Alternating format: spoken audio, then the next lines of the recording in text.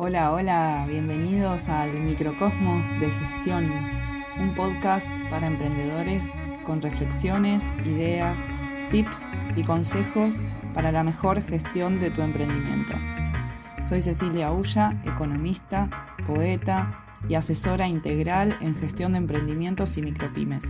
Acompaño a emprendedores en el ordenamiento del negocio y sus números para tomar mejores decisiones y animarse a los cambios que los llevarán a sus sueños. En el episodio de hoy voy a hablar sobre recesión económica, precios y rentabilidad. La recesión económica es la fase del ciclo económico que se caracteriza por la disminución de la actividad, del empleo, de la producción. Hay otra fase del ciclo económico que es de expansión, donde esas variables, actividad, empleo y producción, aumentan. En una recesión están disminuyendo. También disminuye la inversión y puede haber una disminución de la inflación debido justamente a toda la contracción de demanda. Se considera que una economía está en recesión cuando su PBI, que es su Producto Bruto Interno y es el indicador que mide todo lo que se produce en la economía en un periodo de tiempo dado, cuando ese indicador ha caído durante 2 trimestres consecutivos, se considera que la economía está en recesión técnica.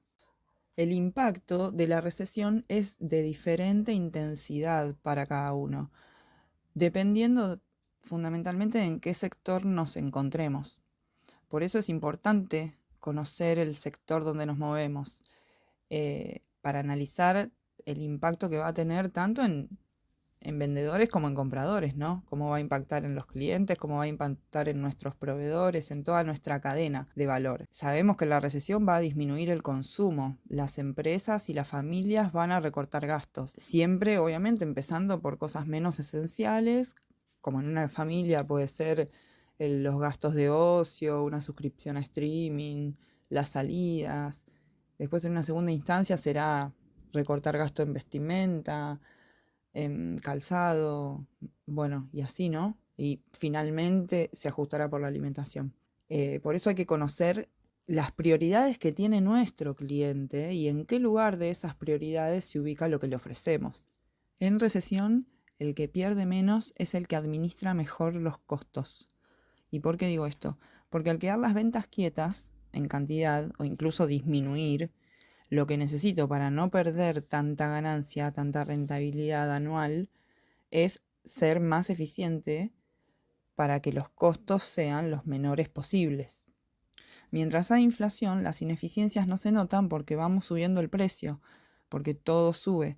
Entonces se licúan, se pierden por ahí esas ineficiencias. Pero cuando hay recesión, no puedo seguir subiendo el precio. Necesito bajar costos y administrar mejor los stocks, porque ahí en la administración de los stocks también hay costos implicados y costos financieros que si los administro bien me van a hacer bajar, por supuesto, los costos totales. Hecha esta pequeña introducción a la recesión, entonces hablemos de precio. Quiero hablar de fijación de precios basada en costos, basada en competencia y basada en valor como tres posibilidades o estrategias de fijación de precio. Antes, aclaremos la diferencia entre precio y valor. Precio es lo que paga el cliente por el producto o servicio. Si no hay transacción, no hay precio. Y valor es lo que percibe el cliente que le doy. Es su percepción de lo que recibe, que puede ser mayor, menor o igual al precio. Una estrategia de precios basada en costos lo que hace es sumarle un porcentaje al costo total del producto o del servicio y así llega al precio de venta. Es la estrategia más usada al comenzar y es un buen punto de partida, pero puede que no refleje adecuadamente el valor que percibe el cliente. ¿Qué quiero decir? Que el precio al cual yo llego puede estar por encima o por debajo de la percepción de valor que tiene el cliente. Estaría dispuesto a pagar más en el caso de que mi precio esté por debajo de su percepción o de su valoración. Bueno, en el caso de una estrategia de precio basada en competencia, lo que hace es mirar cuánto cobran por servicios o productos similares y ponerle el precio según el precio de los demás. Claramente acá no se puede obviar el conocimiento de los propios costos. Necesito igual saber los costos que tengo, aunque decida fijar precio parecido al de los demás.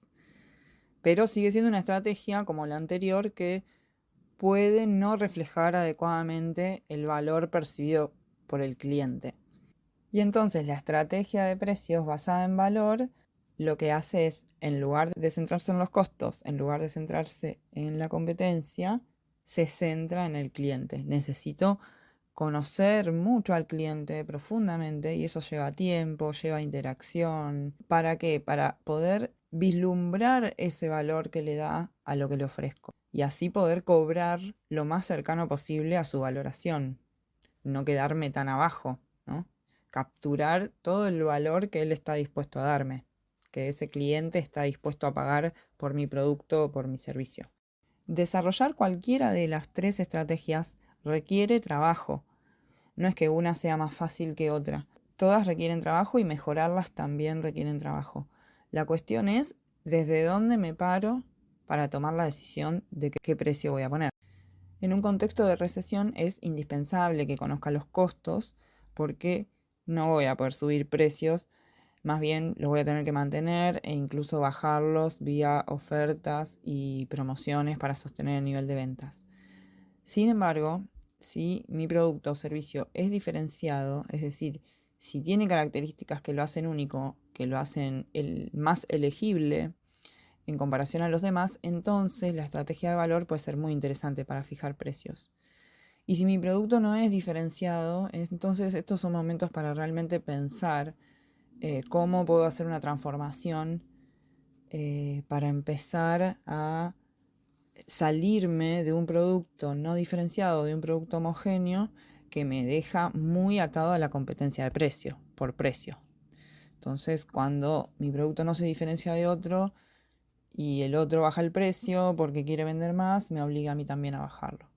Entonces, bueno, es un buen momento si te encontrás en esa situación para reflexionar sobre qué variaciones se pueden hacer sobre tu propuesta de valor, sobre tu producto, para que no te quedes compitiendo por precio. Bueno, hablé de recesión, hablé de precios y estrategias de precio y dije también que iba a hablar de rentabilidad y por ahí nos vamos a meter. Rentabilidad, ganancia. Siempre hay objetivos de crecimiento de la ganancia o de sostenimiento de las ganancias.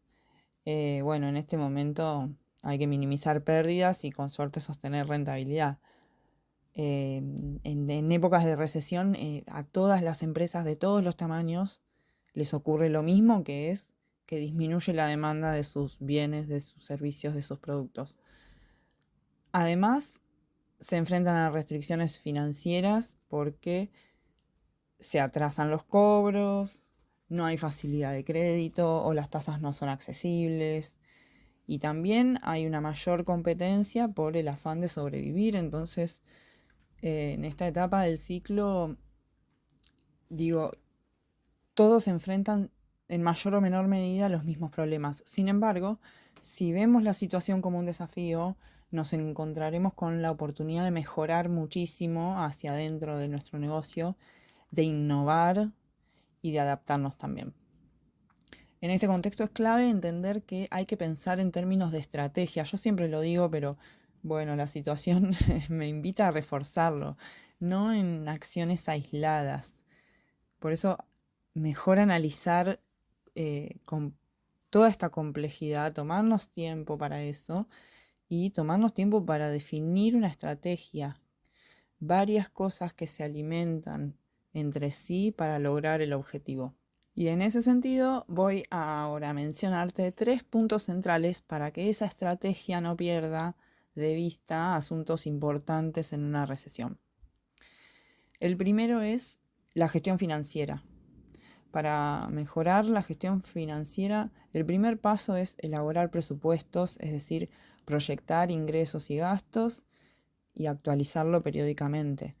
A medida que se van conociendo expectativas de mercado sobre inflación, sobre variaciones del tipo de cambio, es información que se puede obtener, entonces la podemos incorporar a nuestros presupuestos de los próximos meses. Entonces así ya puedo ir teniendo una visión de qué gastos vamos a tener el siguiente mes, el siguiente trimestre, el siguiente semestre, y eso me va a permitir adelantarme, prever, idear cómo resolver las situaciones, ¿no?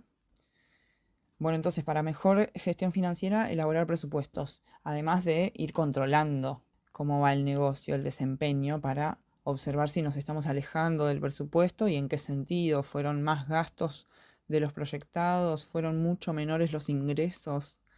Para poder tomar acciones correctivas de la estrategia. Recordemos que una estrategia no significa que no la podemos cambiar. Al contrario, lo que facilita tener una estrategia es que conozco cómo interactúan las variables que estamos poniendo en juego y eso facilita hacer modificaciones.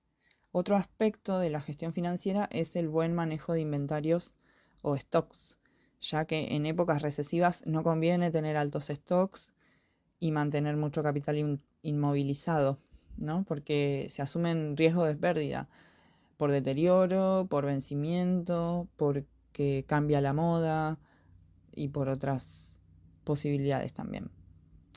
Entonces, buen manejo de stock e inventario mejora las finanzas del negocio. Y finalmente, priorizar gastos. En épocas de crisis es básico priorizar gastos. Eso implica identificar qué gastos no se pueden evitar, cuáles se pueden reducir, cuáles se podrían eliminar, sin afectar el funcionamiento del emprendimiento. Y bueno, por supuesto habrá que incluir en este punto la gestión de deudas si las tenemos, porque bueno, ahí también hay que hacer una buena administración. El segundo punto central de la estrategia, para que no lo pierdas de vista, es conocer el punto de equilibrio. Este cálculo nos dice cuánto es necesario vender para sostener el negocio en marcha, cubriendo todos los costos, con la estructura que tengo hoy. Por lo tanto, es un umbral de ganancia. Me dice que superado ese nivel de ventas, el emprendimiento empieza a ganar. Y es importantísimo saberlo y revisarlo, porque a medida que varían los costos y varían los precios de venta, se va modificando ese punto de equilibrio. Intuitivamente lo puedo entender, si me suben los costos necesito vender más para cubrir. Entonces, ese punto de equilibrio que me va a decir cuánto tengo que vender para pagar el alquiler y todo lo demás, y hacer las previsiones que quiero hacer para gastos futuros, para inversiones, etc., es importantísimo saberlo y revisarlo, como dije, ¿no? Porque se va a ir modificando.